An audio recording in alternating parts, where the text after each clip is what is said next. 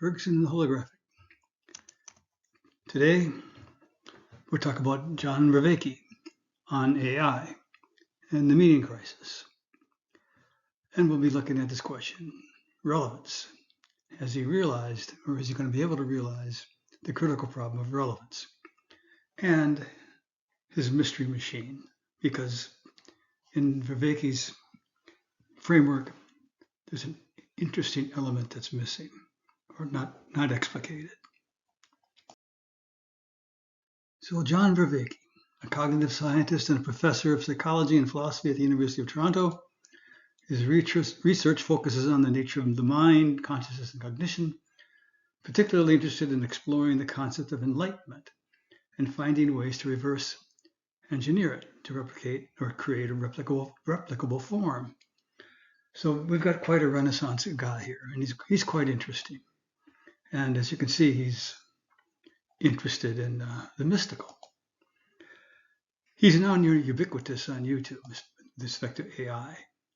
So where to start? There's a whole lot of thought. I started with this one, but there's a whole lot more. For example, there's this 50 video series on awakening from the meaning crisis, which is sort of a tour de force on this particular problem, including, as I noted, a mystery piece that might yet be written, because there's something missing. So as usual, we try to go for the essence. Dr. V notes at the start, there is the notion these are just tools. He says we should abandon that framing. These are not tools. These are entities that are moving towards autonomy, and we have never created an autonomous thing before with the possibility of an intelligence exceeding ours. So there's little doubt he sees AI as ultimately equaling human cognition. But what kind of AI? This is where it's going to get interesting, because this is ultimately not really explicated. To continue, they are qualitatively different, and they are on the verge of being something very different. The only analog we have would be an alien species more intelligent than ours landing on the planet. Speaking of a certain segment of the religious community, he says, these machines can never be X, that is, these people like to say, because human beings have some kind of secret sauce inside of them that no machine or material thing could make happen. The X you're going to be able to put up is going to increasingly shrink. Now, just for people to be clear, Dr. V is not an admirer at all of current AI as realized in the GPTs, for example. He disparages, for example, one of the pure hacks involved, where to keep the GPT from being robotically repetitive, which anyone could then see is a robot repetitive, a randomization factor was introduced into the code to provide variety. And the factor's value was set purely via human feedback as to what humans felt right. In other words, a pure hack. The GPTs are generally, I would say, I think safe to say, are seen as nothing more than word pattern statistics, mere mimics, parasitizing on the human knowledge, what we as humans have deemed relevant in their databases, like Wiki, etc. One significant portion of our society is going to be driven increasingly to saying, well, the machines can't have mystical experiences. The machines don't understand what it is to be embodied, to really enjoy the taste of ice cream in that sort of dimension, and the link between them will become more pronounced. The grim assessment of the power of AI continues. And the problem we face with that is that spiritual somatic dimension, which has always been a profound part of our spirituality, of who we are as spiritual beings. We're going to put increasing demands on that and have that anchor us and give us our sense of worth and value. But increasingly, the traditional ways in which that access, the mind, body, the spirit, the traditional ways of understanding that are going to be increasingly undermined because they use a tool of mythology. They often involve a secret sauce, back to the secret sauce that human beings have that can't be explained in a naturalistic way. To this endpoint, trying to maintain that is going to get increasingly difficult. as the differences between us and these machines start to disappear, and they begin to increasingly supersede us in things that were supposed to be indications of our spiritual essence or something like that.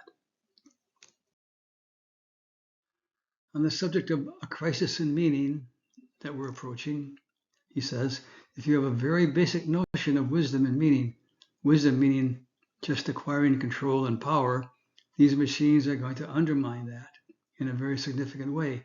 And if you think of wisdom as just sort of common sense, these machines are going to challenge that for you. So AI's nemesis, common sense knowledge, he sees that as being conquered. How does he see this happening? Going on. Questions about what is wisdom, what is soul, what is meaning. These questions are now going to be taken up in a very powerful way. The traditional legacy religions, as they are now, do not have the resources to address this because they have never had to confront this problem before. Well, this is true. That's the last sentence. They don't have the resources. I've noted this, for example, in my discussion on Stephen Meyer. How to get these organisms, machines, I don't know what to call them, plugged into the power of cognition, the social. That's already happening too, he says. So he thinks this is all happening, which is like attributing a whole lot to what is going on in AI development. What does he think is going on? Now the real statement of interest. But what hasn't happened? We haven't taken the emerging intelligence, the AI, and achieved real relevance realization by making it embodied. And we haven't joined the social/cultural. But we can. So before I go on, relevance realization, very important concept as we're going to see to him. But he thinks we're going to do that. The confluence of those three is still ahead of us. We can view these entities as children because they're us. They're just our collective intelligence compressed into a single interface, with dynamic self-organization. They're us. We can shape the material they're injecting. We can shape how their autopoiesis, their embodiment, and their social cultural come into relationship. We can shape them to become more rational. This will mitigate the risk of meaning in a powerful way. Again, so somewhere there's this spring of tremendous optimism that all of this, these things he's talking about are missing, will be achieved. So these AIs are going to be embodied, autopoietic, and with relevance realization. Quite a tall order to achieve the first two. Okay, and what does he mean by relevance realization? So we have to look here at Awakening the Meaning Crisis, and particularly number 27 through 31. By episode 27, we've already gone through one heck of a discussion of philosophy. For example, we've discussed all of these figures on the right, from Socrates, Plato on down, finally to where he's getting to the birth and nature of cognitive science. So Dr. V comes to Newell and Simon's 1972 Human Problem Solving as an example of the problem of relevance. Now, I prefer my own description of the problem. It was in my 1976 PhD thesis, later in my Collapsing the Singularity book, 2014. I never really published it in journal articles. But as I've noted, Bob Shaw, Gibson's student and my thesis advisor, dismissed these AI programs in a seminar I attended where we were looking at a whole series of them. He dismissed them in 1972, saying they're, quote, giving away the problem. And what do you mean by that? Well, Newell and Simon put problem solving in these terms. You've got an initial state, a goal state, a heuristic procedure, which was embodied in their General Problem Solver program, GPS, which finds the sequence of steps to move from the initial state to the goal state. The heuristic, they term means-ends analysis. You break the problem into sub-goals, achieve the goal state by achieving sub-goal after sub-goal after sub-goal. For Dr. V, the brilliance of this was that the heuristic emphasized or embodied the realization by Newell and Simon that you Otherwise, you have a combinatorial explosion problem. Just think chess.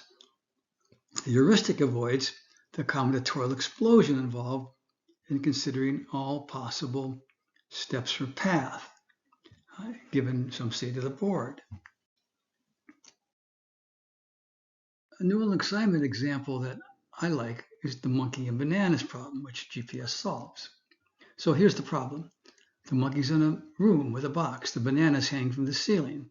The bananas are out of reach. The monkey's problem is to get the bananas. So goal is bananas in hand. Relevant differences, these are defined in the program. D1, the monkey's place. D2, the box's place. D3, the contents of the monkey's hand. And the differences are ordered in difficulty for the program from D3 to D2 to D1. Now the operators are given to the program. The operators climb, walk, move box, get bananas. In Newell and Simon's terms, this is all the object language. Everything in my boxes there is the object language in which the program is framed. The program must discover the proper sequence of operators to reduce the differences successively to the point where the bananas are in the monkey's hand. In essence, a proof we can get from point A to point B, say, in the problem world. A proof procedure within a fixed theory, that is the object language that we see there of the monkey's world. A fixed theory, here's the problem, where there's an infinity of other possible operators and other relevant differences. Another list. Add a few more operators, keep on going. Relevant differences, keep on going. What's relevant? What are the possible operators? Maybe we add the monkey in the door, the monkey difference in the window, etc., etc. So even this little problem becomes an example of the combinatorial explosion problem. Relevance, as Dr. B would say, has been decided for the program as part of giving the whole problem away. Consider the operator, move box. This is giving away a relevant feature of the world for the problem, the mobility of the box. This is roughly the same as giving Gutenberg the key to creating the printing press. Here's Gutenberg's account. By the way, this is still from my 76 thesis. Every coin begins with a punch. The punch is a little rod of steel with one end of which is engraved with the shape of one letter, several letters, all the signs which are seen in relief on a coin. The punch is moistened and driven into a steel plate, which becomes a hollow or stamp. It is into these coin stamps, moistened in their turn, that are placed a little disc of gold to be converted to coins by a powerful blow. So this is from his letter to Frere Cordelier. And his fifth letter, he notes, I took part in the wine harvest. I watched the wine flowing, and going back from the effect to cause, I studied the power of this press, which nothing can resist. To work then, God has revealed to me the secret that I demanded of him. I have had a large quantity of lead brought to my house, and that is the pen with which I shall write. At this point, there occurred the relation to a seal. When you apply to the vellum of paper, the seal of your community, everything has been said, everything is done, everything is there. Do you not see that you can repeat as many times as necessary the seal, covered with signs and characters? In the whole process, one must strike, cast, make a form like the seal of your community, a mold such that as that used for casting your pewter cups, letters in relief like those on your coins, and the punch for producing them like your foot when it multiplies its print. There is the Bible. And the kicker, the letters are movable. The mobility of the letters is the true treasure which I have been searching for along unknown roads. So Gutenberg begins with a general formulation of the goal, a general desire to print things quickly in quantity and great amounts at once. He has noticed the repetitive feature of card making and the multiplicative feature of the blocks being tied to the concrete transformations defining card making. They are very specifically defined. As they stand, these features have only their particular meaning in their particular case. I mean, the repetitive thing is just relative to cards, not to quantities of lead that are little letters. Notice, it is not even clear to Gutenberg that these are particularly important features. The features involved in coin making, the rigidity and force provided by the steel punch are likewise tied to that particular event, namely coin making. Now, I'm reacting here when I'm talking about features to a standard model, still the standard in cognitive science. This one by Gentner in 1983, and how you do analogies. Here we're doing an analogy to the solar system being similar to the atom, or vice versa. All the features are defined to the program. They're all predefined, enabling the program to create an analogy, quote unquote. Now, it certainly deserves quote unquote analogy, quote unquote, between the solar system and the atom with its electrons. Relevance is simply being given away to the algorithm. These events are refused in Gutenberg's mind with yet a third event, the wine pressing. There are invariants defined over all three, particularly the application of great force and the repetitive application of the force. These features can now approach the abstract generality which the feature matching framework envisions, but they do so only by virtue of their definition across concrete events. Again, you have to have the experience there of all these concrete events such that the abstract invariants defined across them can be seen and understood. That's what you need for a device. Gutenberg was defining the features of the world in which he would solve the problem. He was creating the object language. That's the problem. You need the ability to create the object language, not to simply work within a fixed framework given to you by the object language. The features, though, were being defined through analogy. He was seeing analogies to seals, to molds, to stamping coins, to making cards. The analogy defines the features. The features do not define the analogy. The features are what are termed irrelevant. We do not start with. We are not given the features as we start as infants, no less later as inventors. The brain is initially confronted with a world in which we must define the features. It is the problem of the definition of features that must be solved, that can't be given away to AI and the programs. So that the analogy defines the features, this is not understood by John V, nor by cognitive science. For its implications for the device, the brain must be, are too much for them to grok. With Bergson, the body-brain is embedded in the indivisible transformation of the universal field. That is, an indivisible transformation where we do not have instants falling into the non-existence of the past, discrete instants. We are 4D beings.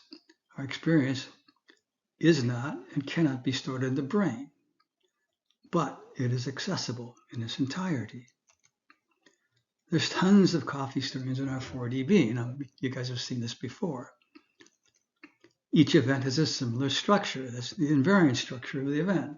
Velocity flow fields, adiabatic ratios, etc., inertial tensors. Each event has a similar structure, a structure driving the brain's modulated wave pattern. So when we're integrating a current event there, the current coffee stirring the guy's looking at, is like driving a wave through our 4D experience. This, by the way, is why all concepts are dynamic, as Gasanto and Lupien argued in 2015.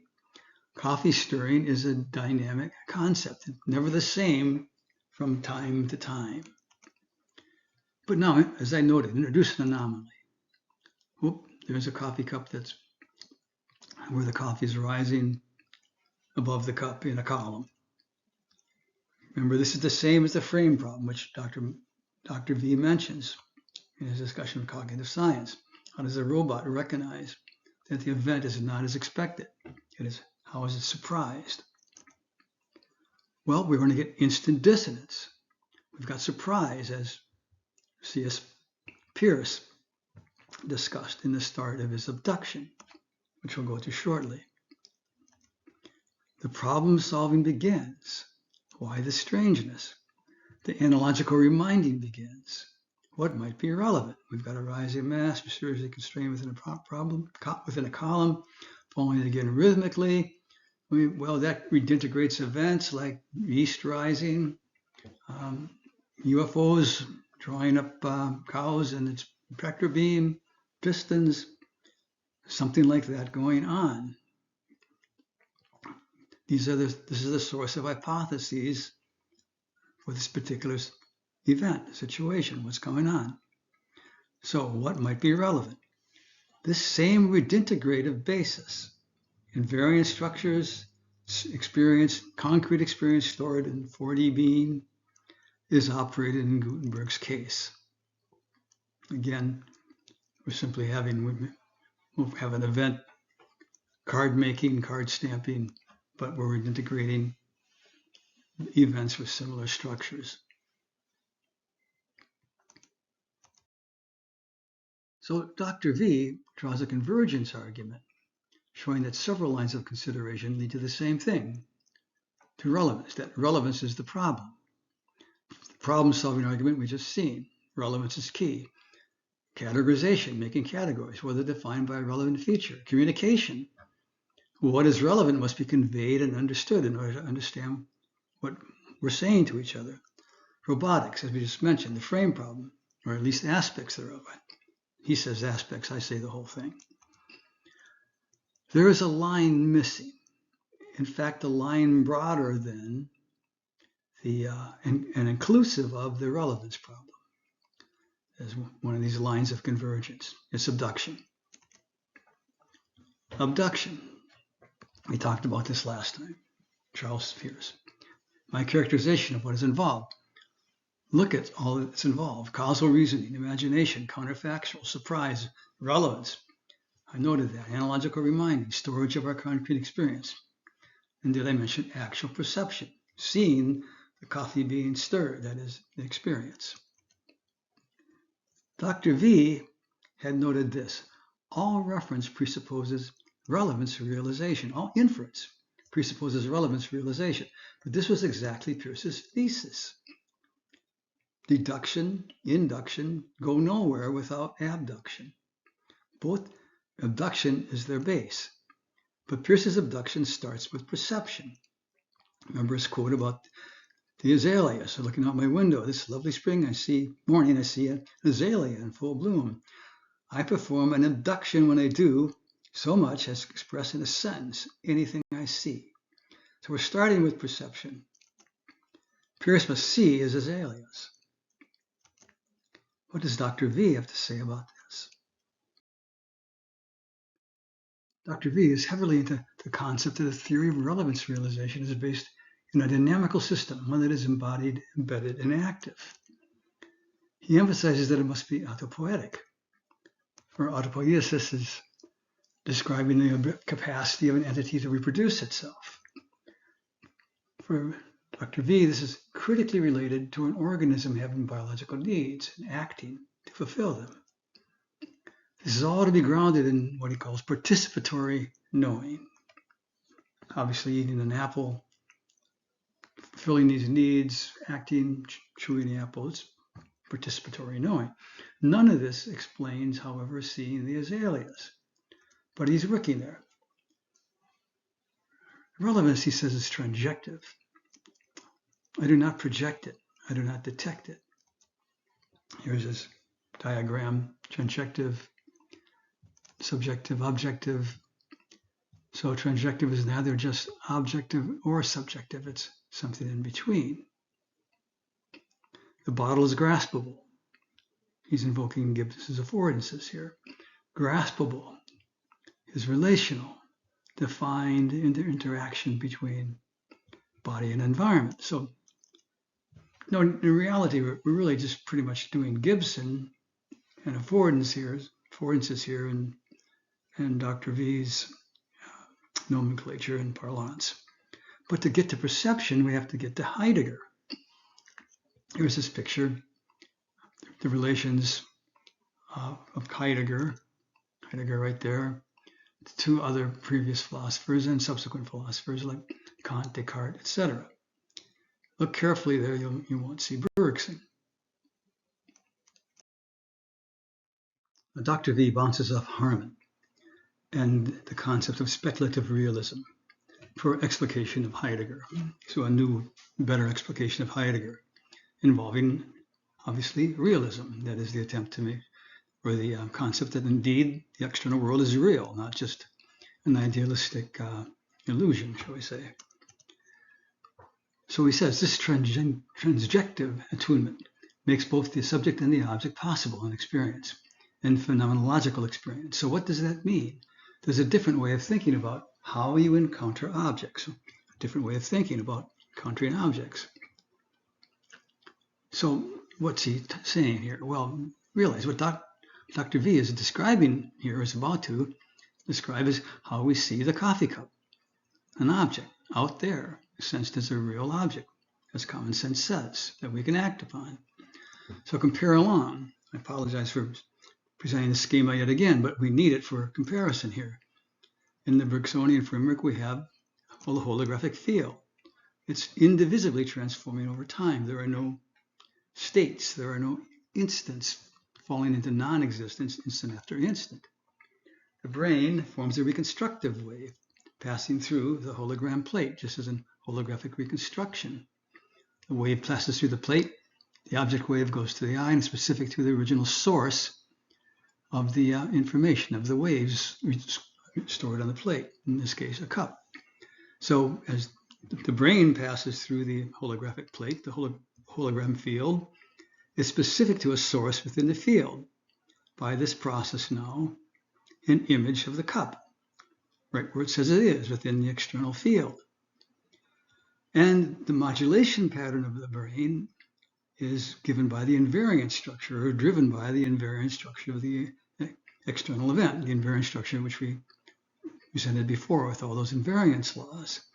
So as opposed to a simple frequency modulation here for frequency 1, frequency 2, frequency 3, we're talking far more complexity, that where the brain as a whole is reflecting the invariant structure, the dynamic changing structure with its invariance over time that the coffee cup represents.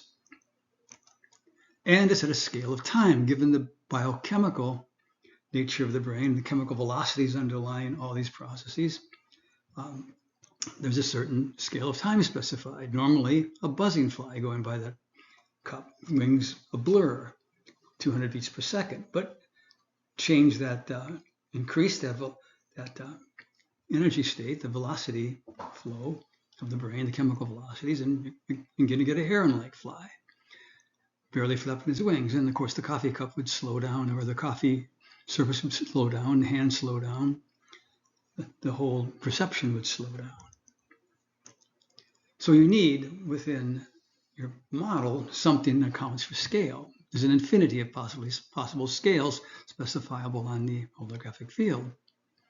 But to go on, instead of the Kantian thing in itself, which is veiled from in our subjectivity, think about two things happening simultaneously. So stop here for a second. The thing in itself, in Bergson's framework, this is the object as an intersection of waves in the holographic field. Each point of the object reflective, influenced by and influencing all other points of the field. So given this complexity of influence from the entire field, the object, the cup, is not imageable in its totality. Again, you need a method, a process such that an image, an aspect can be specified. And of course, that process, the only one I know of, is holographic reconstruction. We're specifying an aspect of the information in the holographic plate, so to speak. So an image is always only an aspect of the object. All we know is image. The brain is image. The neurons are an image. A neuron is an image. An atom is an image. I'm kind of stressing this because when I dealt with the ecological psychology crew and getting that Gibson and Time article published, I discovered that they were well on their way to deciding to reject the very notion of an image, which makes no sense. Given Bergson's framework, which I argued Gibson is embedded in, you have to have the image, because the image is simply the aspect of the whole, an aspect of the holographic field. You can't get away from it. But to go on with that quote, two things happening simultaneously. This is what Heidegger was talking about. Think about the thing shining in to subjectivity. And that's what phenomenology really means. Heidegger picks up on this. The Greek term, phenomenon, actually means to shine forth. So it's simultaneously, the thing is shining into my subjectivity, but that is interpenetrated, interafforded with simultaneously. Again, he's calling on Gibson's affordances concept and the relational aspect thereof, with drive, that is, I'm going to say with my action capability. I have drive in brackets because I couldn't quite understand the word he said. I think that's sufficient. With drive in my framing, it is always beyond my framing as well.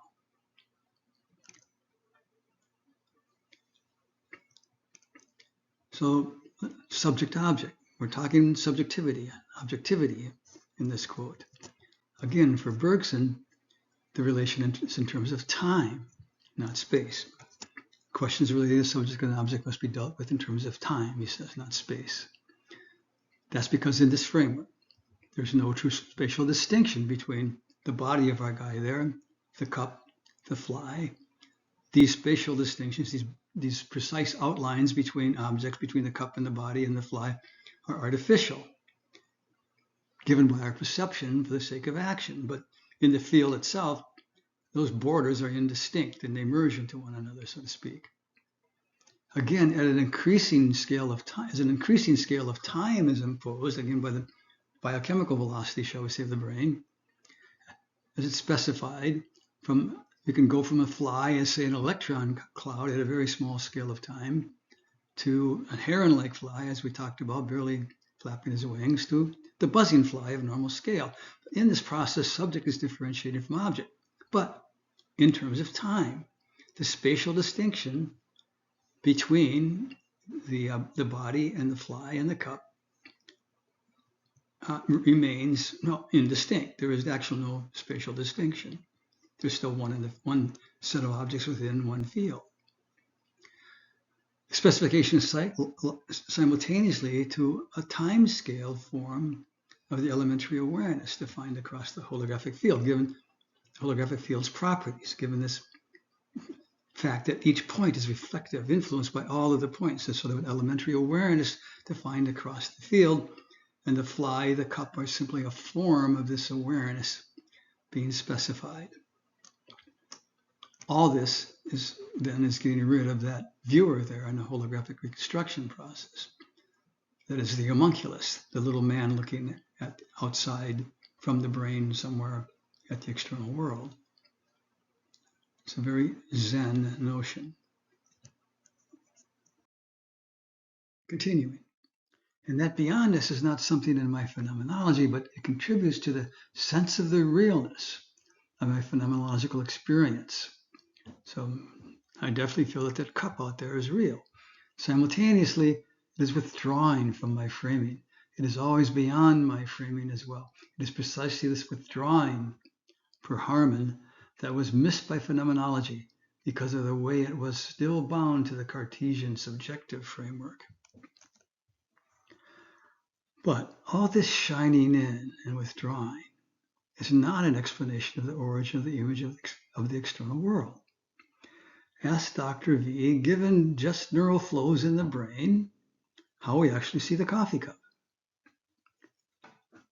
This description does not tell you. It is an abstraction, circling in a roundabout way, approximating the much more concrete model of Bergson. And the much more concrete model of Bergson is disparaged in philosophy as being too metaphoric. They prefer the language that we just saw.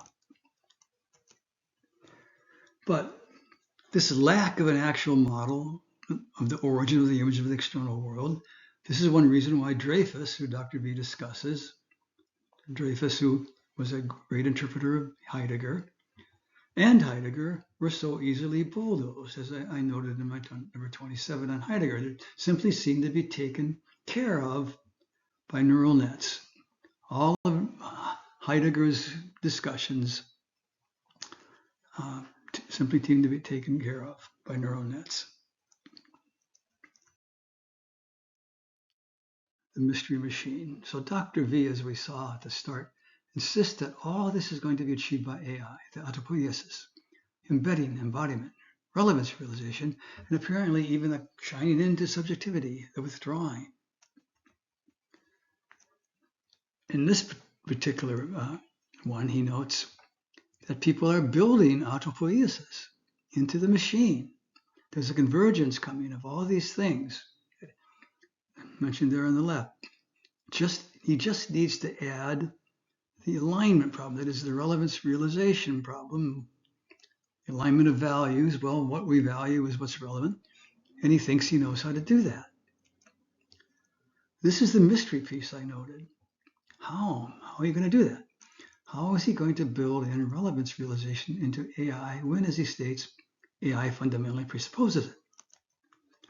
Well, the channel guy interviewer in that video asked, but this can't be a Turing machine, can it? To which he says, no, it will not be a Turing class, but still a machine with the 4 E's, embodied, embedded, etc. So it won't be a Turing machine. It's not going to involve standard computation as defined by Turing. And yet it's going to be a machine. So what is Dr. V's AI / not a Turing machine? What's it going to look like? This is the question. Will it incorporate a concrete dynamic, say as a very concrete wave passing through a holographic field? Will it account for the image of the external world, the coffee cup out there? Will its underlying biochemical dynamics specify a scale of time in the field? Will it be a 4D being, embedded in an indivisibly transforming field? There are no discrete instants where perception is the display of possible virtual action at a scale of time? All doubtful. And given none of this is likely to be realized in V's machine, then you have to ask, just what of his crisis from AI is really true? Because the AI is being built up all on the basis of this mystery machine that he sees off in the future with all these things converging to it. But does that have any reality? I don't think so. I initially noted this statement from Dr. V. Questions about what is wisdom, what is soul, what is meaning. These questions are now going to be taken up in very powerful ways. The traditional legacy religions, as they are now, do not have the resources to address this because they have not ever had to confront this problem before.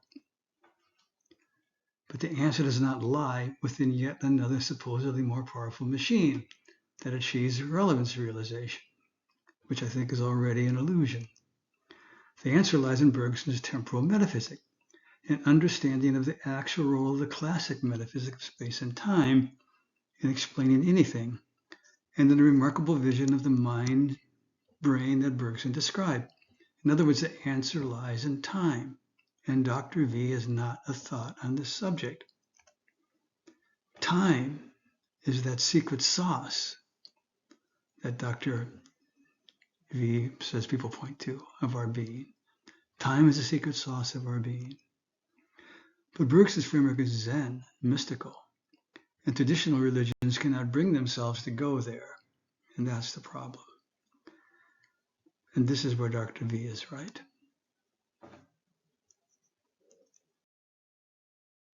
So next we'll see. Till then, signing off.